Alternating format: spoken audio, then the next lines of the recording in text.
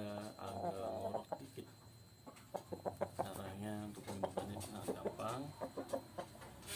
Pertama dikorokin dulu, dikorokin sampai benar-benar bersih.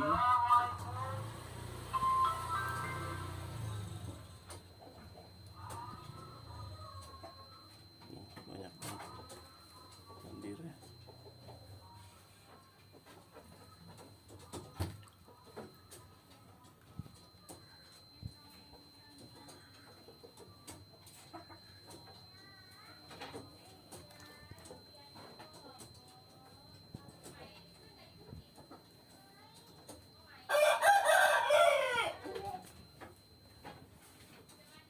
Dan yang kedua itu cuma pakai bawang putih, ini 1 biji aja.